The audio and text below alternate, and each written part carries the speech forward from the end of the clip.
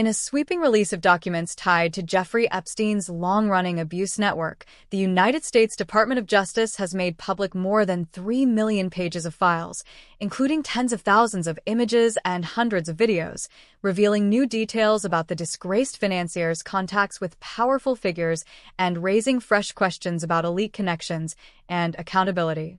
The massive disclosure came in response to the Epstein Files Transparency Act, a law passed by Congress that legally compelled the Justice Department to disclose investigative material related to Epstein and his associate Ghislaine Maxwell. Deputy Attorney General Todd Blanche said the release was the culmination of an extensive review aimed at fulfilling that obligation, though critics argue it still falls short of full transparency. Among the newly revealed material are emails and communications that appear to show former British royalty reaching out to Epstein shortly after his release from prison, suggesting a degree of personal familiarity that had previously been obscured.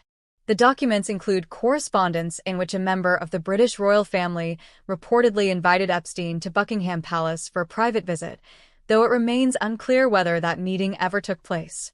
Images in the files also appear to show the same former royal figure in compromising postures in photos released by federal authorities, though contextual details about those photographs have not been fully explained, and no formal accusations have been brought against him.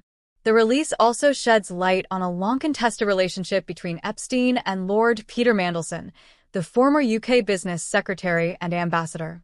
Newly published emails suggest Epstein provided financial support to Mandelson's husband shortly after Epstein's prison release in 2009, with messages discussing arrangements that appear to have been structured as loans. These interactions drew scrutiny last year and contributed to Mandelson's dismissal from his diplomatic post. In response to the file disclosures, Mandelson publicly apologized for maintaining contact with Epstein after his conviction, asserting he had not been involved in Epstein's criminal conduct. High-profile names from the United States also appear throughout the documents. Former President Donald Trump is referenced hundreds of times in communications and FBI materials, though many mentions involve unverified allegations submitted through public tip lines rather than confirmed evidence of wrongdoing. The files include internal memos, draft indictments, and tip line submissions about Trump, but do not establish criminal conduct on his part.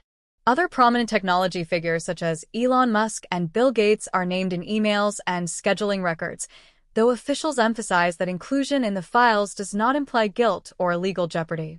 The disclosure has drawn strong reactions from survivors of Epstein's abuse, lawmakers, and civil liberties advocates.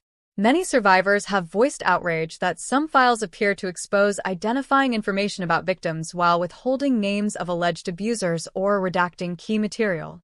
Democratic lawmakers on congressional oversight committees have aggressively challenged the Justice Department's claim that it has fully complied with the Transparency Act, pointing to the identification of millions of potentially relevant records that remain under review or withheld due to privileges. Some argue that failing to release the remaining material undermines the law's intent and denies accountability to those who suffered. Deputy Attorney General Blanche has defended the department's process, stressing that legally protected material, including audio tapes, classified content, and sensitive victim information, was appropriately redacted or excluded to protect ongoing investigations and privacy. He denied that the White House or any political figure influenced what was published, and rejected assertions that records were selectively withheld to benefit anyone mentioned in the documents. Still, the debate over the completeness of the release highlights ongoing tensions between transparency demands and legal constraints.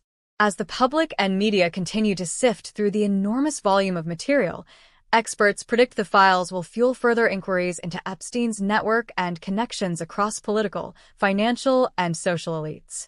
The disclosures mark the largest tranche of Epstein-related documents made available since the law was enacted, but advocates for survivors and transparency have indicated their work is not finished, calling for additional releases and examinations of what the remaining files may contain. The story remains very much in development, with lawmakers and civil rights lawyers expected to press for audits, hearings, and potentially legal action surrounding how the files were handled and what they reveal about Epstein's years of abuse and influence.